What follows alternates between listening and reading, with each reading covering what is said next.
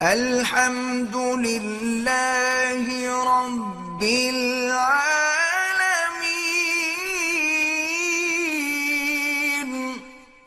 میرا اپنا کاروبار ہے، میری والدہ پاکستان میں ہے، میرے بھائی ہے اور دیکھ بھال نہیں کرتے، کیا کاروبار چھوڑ کر جا سکتا ہوں؟ بالکل چلے جائیں، کوئی بات نہیں، والدین کی خدمت کریں یا ان کے لیے کوئی خادمہ رکھ دیں۔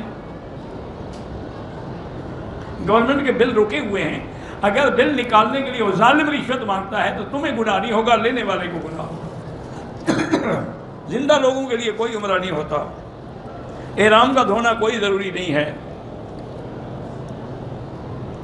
دوسرے افراد کی طرف سے عمرے کرنے کی کوئی صورت نہیں ہے، جو فوت ہو گئے ان کی نیت کر کے عمرہ کرو۔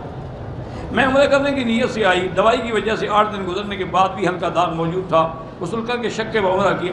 بہرحال اگر وہ آپ کے ایام کے دن تھے تو پھر آپ کو 10 دن تک انتظار کرنی چاہیے تھی، بہتر ہے کہ ایک دم ادا کر دیں، چونکہ آپ نے جب عمرہ کیا ہے تو آپ کو داغ لگے ہوئے تھے۔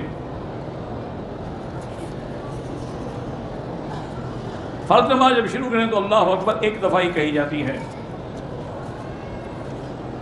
طواف کے دوران دین کی کوئی بات کر سکتے ہیں، دین کی بات کر سکتے ہیں۔ حضور پاک نے کلیجی نہیں کھائی لیکن اس کو حرام تو نہیں فرمایا نا۔ کعبے کا غلاف کس چیز سے صاف کرتے ہیں؟ وہ یہ صاف کرتے ہیں، ان سے جا کے پوچھ لو۔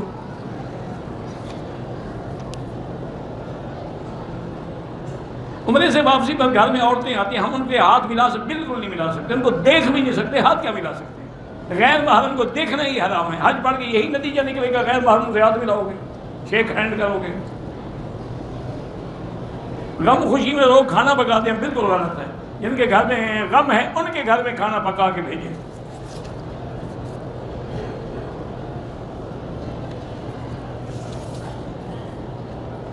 والد کے گھر میں رہتا ہوں، اپنا مکان کرائے پر دیا ہوا ہے، بہرحال کرائے سے جو آمدنی ہوتی ہے آپ کو زکوٰۃ دینی ہوگی۔ اگر حالت جنابت میں عورت ہے، بچے کو دودھ پلا سکتی ہے؟ ہاں پلا سکتی ہے۔ افضل یہ ہوتا ہے کہ کم سے کم وضو تو کر لے۔ افضل یہی ہوتا ہے کہ مجامعت کے بعد آدمی جتنا جلدی ممکن ہو غسل کر لے۔ اگر کوئی دیر ہو جائے تو ایسی بات نہیں، لیکن بہتری کیوں؟ انسان ہے، موت حیات کا کو پتہ ہے۔ میرے رشتہ دار قادیانی ہیں، ہماری مسجد میں نمازیں بھی پڑھتے ہیں، اللہ ان کو ہدایت کا فیصلہ کرے، ان کو ہدایت کی کوشش کرو۔ بہرحال قادیانی جو ہیں تمام ائمہ کے نزدیک، تمام علماء کے نزدیک وہ